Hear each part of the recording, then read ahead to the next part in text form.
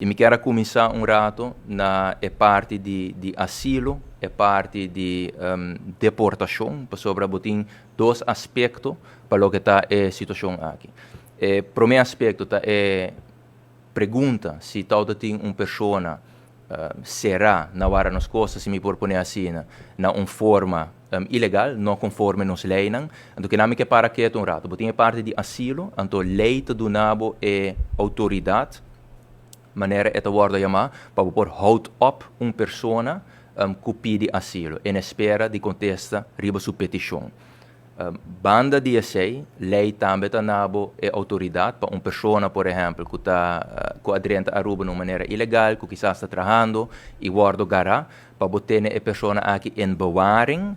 ter uitzetting, dus em espera de sua deportação. Então, que não tem dois aspectos. Então, o que o juiz a decidir tá que a circunstância na bouw de qual uma pessoa está opgehouden, dus uma pessoa que está em espera por parte de asilo, mas está diferente na circunstância para uma pessoa que está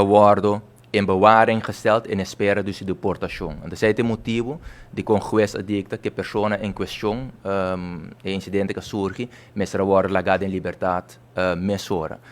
Qual me a compreender a sociedade também, pero no mesmo momento, depois de sucedido aí, a pessoa que aguarda poni em bewaring, em espera de sua deportação, mirando que a pessoa que aguarda gará,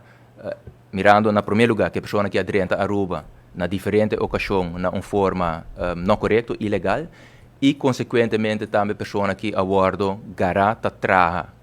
qual tampouco não mag. E por motivo aí, a pessoa aguarda lagar de liberdade, depois que o juiz dicta, que a circunstância na qual ela wordt opgehouden in espera de contexto riba sua petição de asilo,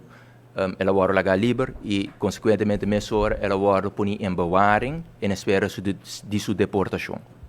Quando essa aqui me quero explicar rato, pelo que é parte aqui, não obstante esse, fora nos ministérios, nós temos entendido que tem que eu agora entregar na Landsrecherche, entre outros contra a parte aqui, a maneira que conheci, a Landsrecherche lo conduzi sua investigação e se resultar que tem algo que abai robes,